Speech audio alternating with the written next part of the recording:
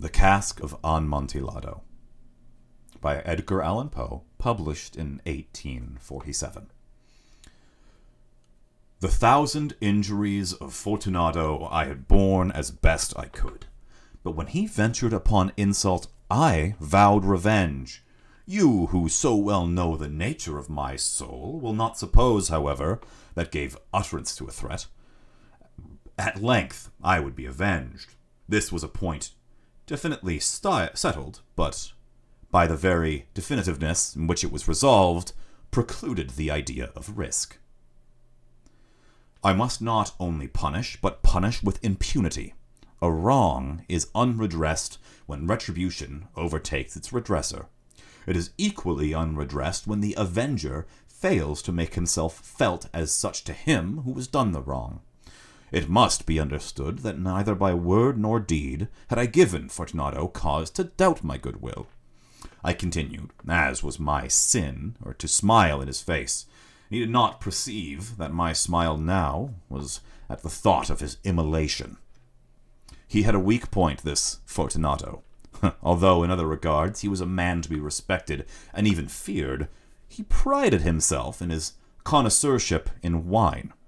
Few Italians have the true virtuoso spirit.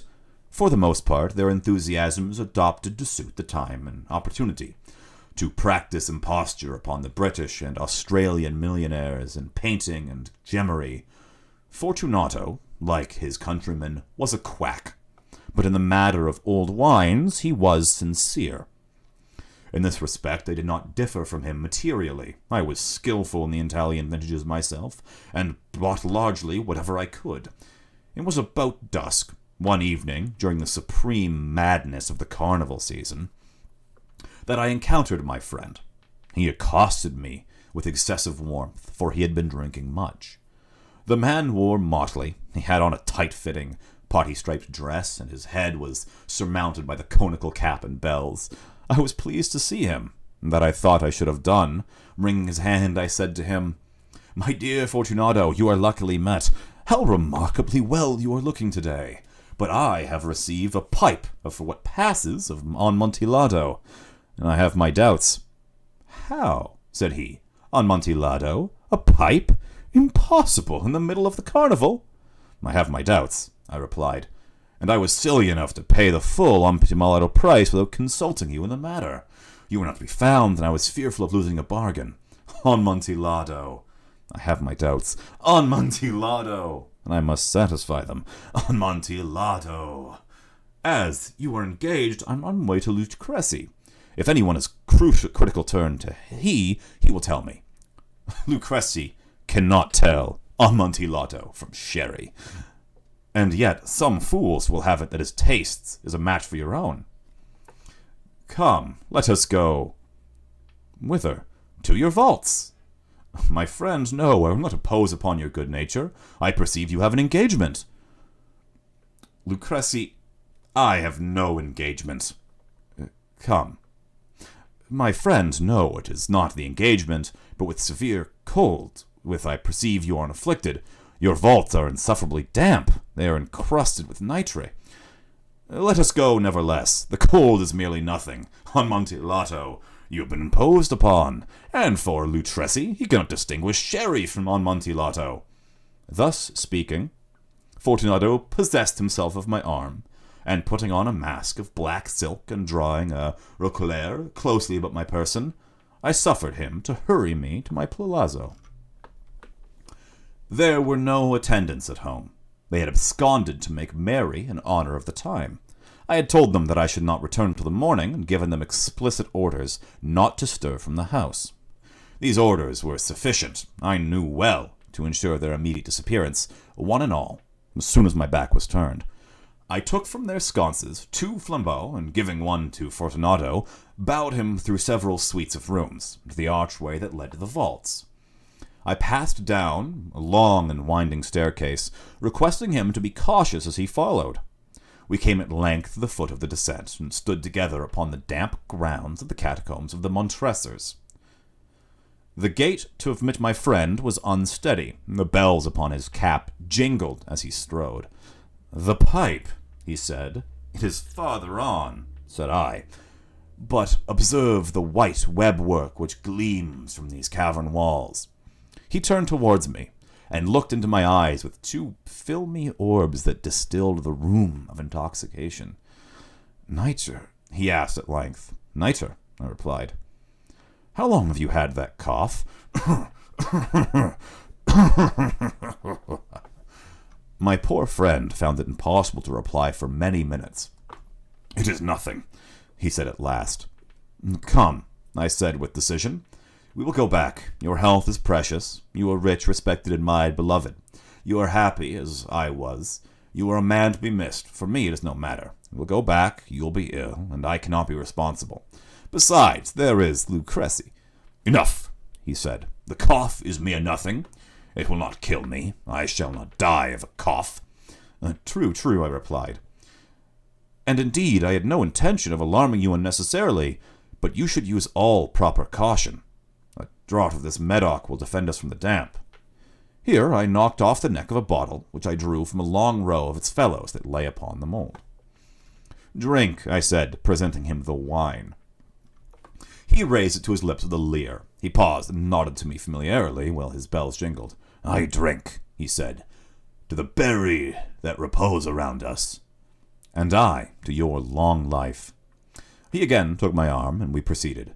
These vaults, he said, are extensive. The Montresors, I replied, were a great and numerous family. I forget your arms. A huge human-footed or field azure, the foot crushes a serpent rampant whose fangs are embedded in the heel. And the motto? Nemo me impune lascit. Good, he said. The wine sparkled in his eyes and the bells jingled. My own fancy grew warm with the Medoc. We had passed through long walls of piled skeletons, with Cask and puncheons intermingling, into the innermost recesses of the catacombs. I paused again, and this time I made bold to seize Fortunato by an arm of the elbow. The nitre, I said. See, it increases. It hangs like molds upon the vaults. We're below the river bed. The drops of moisture trickle amongst the bones. Come, we will go back ere it's too late. Your cough, it is nothing, he said. Let us go on. But first, another draught of the Medoc. I broke and reached him with a flagon of de Grave. He emptied it at a breath. His eyes flashed with fierce light. He laughed and threw the bottle upwards with gesticulation I did not understand. I looked at him in surprise. He repeated the movement, a grotesque one. You do not comprehend, he said. Not I replied. Then you are not of the Brotherhood. How? You are not of the Masons. Yes, I said. Yes. You, impossible, a Mason. A Mason, I replied. A sign? He said, a sign. It is this, I answered, producing beneath my folds a roquelaire, a trowel. You jest, he exclaimed, recoiling a few paces. But let us proceed to the Amontillado. Be it so, I said, replacing the tool beneath the cloak, and again offering my arm. He leaned upon it heavily. We continued our route in search of the Amontillado. We passed through the range of low arches, descended, passed on, and descending again, arrived at a deep crypt, in which the foulness of the air caused our flambeaux to rather glow than flame. At the most remote end of the crypt, there appeared another, less spacious. Its wall had been lined with human remains, piled to the vault overhead in the fashion of the great catacombs of Paris. 3 sides of this interior crypt were still ornamented in this manner. From the 4th side, the bones had been thrown down and laid promiscuously upon the earth, forming at one point a mound of some size. Within the wall, thus exposed by the deplacing of the bones, we perceived a still interior crypt, or recess, in depth about 4 feet, and in width about 6 or 7. It seemed to have been constructed for no special use within itself, but merely formed by the interval between 2 colossal supports of the roof of the catacombs, and was backed by one of their circumscribing walls of solid granite. It was in vain that Fortunato, uplifting his dull torch, endeavored to pry into the depths of the recess. Its termination, the feeble light did not enable us to see. "Proceed," I said. "Herein is the Amontillado. As for Lutresi—" "He is an ignoramus," interrupted my friend, as he stepped unsteadily forward, while I followed immediately at his heels. In niche, and finding in an instant he had reached the extremity of the niche, and finding his progress to be arrested by the rock, stood simply bewildered. A moment more, and I had fettered him to the granite. In its surface were 2 iron staples, distant from each other about 2 feet horizontally. From one of these descended a short chain, the other a padlock. Throwing the links about his waist, it was but the work of a few seconds to secure it. He was much too astounded to resist.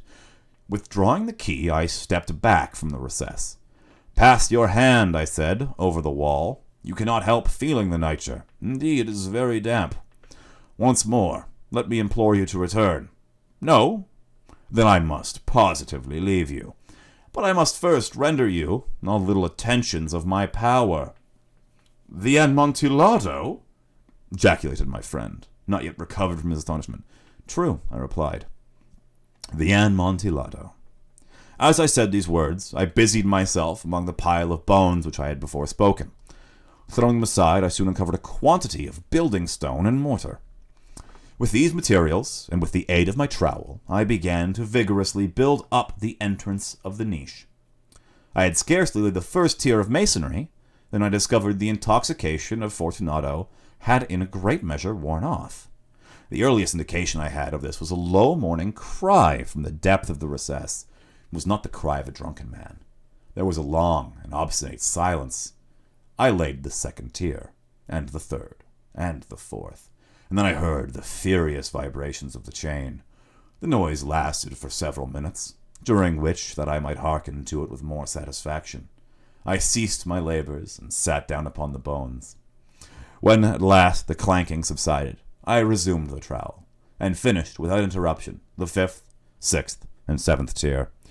The wall was now nearly upon a level with my breast. I again paused, and holding the flambeau over the masonwork, threw a few feeble rays upon the figure within. A succession of loud, shrill screams, bursting suddenly from the throat of the chained form, seemed to thrust me violently back. For a brief moment I hesitated. I trembled. Unsheathing my rapier, I began to grope with it about the recess, but the thought of an instant reassured me. I placed my hand upon the solid fabric of the catacombs, and felt satisfied. But the thought, I approached the wall. I reapplied the yells of him who clamored. I re-echoed, I aided, I surpassed them in volume and strength.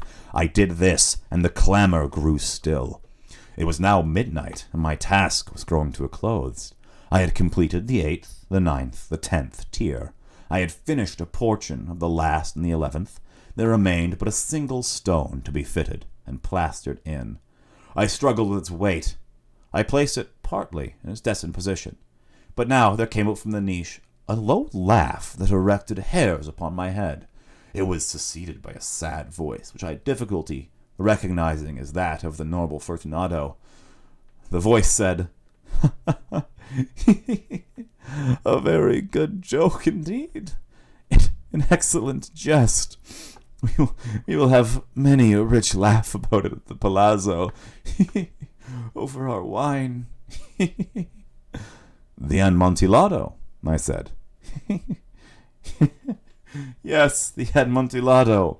But is it not getting late? Will not they be awaiting us at the palazzo? The Lady Fortunato and the rest? Let us be gone."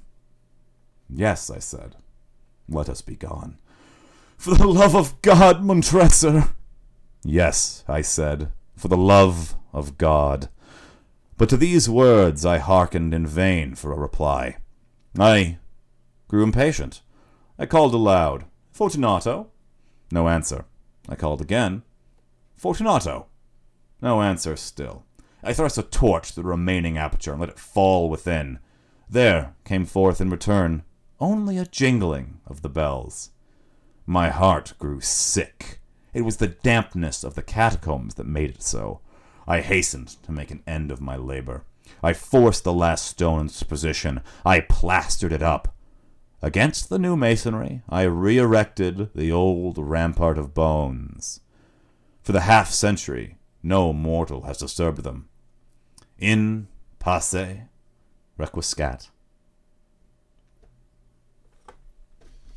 I like that one. That's a good one from Edgar Allan Poe. Also, it's source of the great meme. I'm sure a lot of people have seen the Thomas the Tank Engine image where the tank is being walled up in the tunnel, and with the text, "For the love of God, Montresor." That's what this comes from.